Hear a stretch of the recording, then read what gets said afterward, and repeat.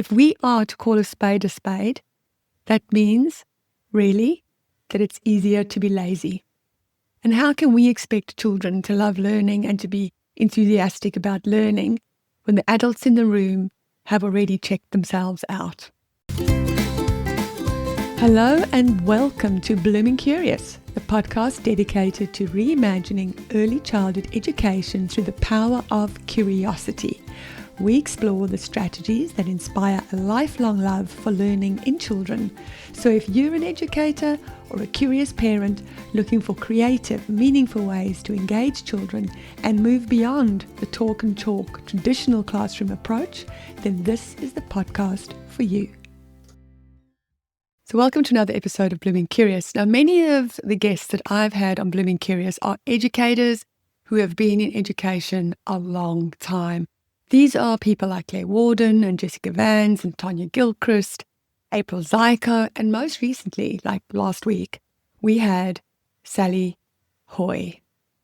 Now, these are people who have been around the block a few times. It's not their first rodeo. And more importantly, like me, they have seen firsthand the decline of curiosity in children. And last week, Sally reiterated what I've been saying for the longest time, and that is that curiosity is the foundation of learning. And without curiosity, learning, creativity, problem solving, questioning, and critical thinking cannot happen. And she also said something else that I've been thinking of and thought of saying, but possibly not loud enough and not to the point that she said it. And that is that many educators who, of course, as we know, are the model for children, have taken the easy route. And it's easy just to follow a script. It's easy not to have to deal with a little bit of chaos that is inevitable when you start implementing inquiry-based learning into your practice, for example. It's easier to give children a worksheet to complete at their desks instead of having them exploring and working on projects that take time to set up and time to be present for the children as they learn new skills associated with inquiry or problem solving. If we are to call a spade, that means, really, that it's easier to be lazy. And how can we expect children to love learning and to be enthusiastic about learning when the adults in the room have already checked themselves out? And as Sally said, it takes something to be a fully present educator.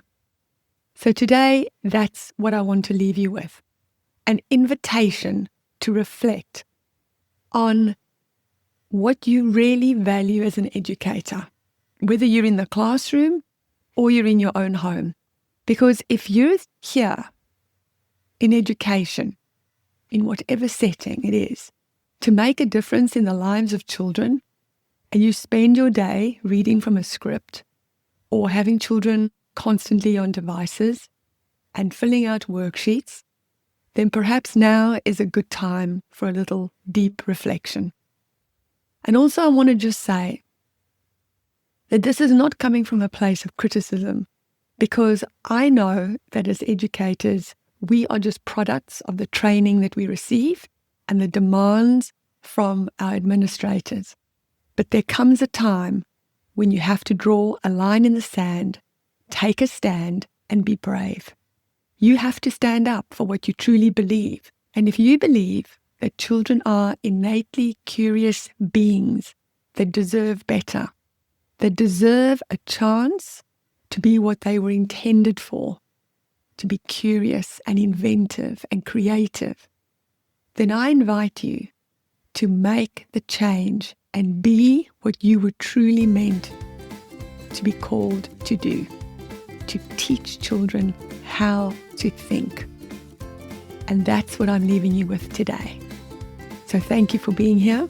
Thank you for your support. This podcast is only here because you show up and you listen. So thank you for that. And if you really find any value in anything that I have to say, then I would love you to click that share button and share this episode with a friend or a colleague, because that's the only way this podcast can grow. So until next week, just stay blooming curious.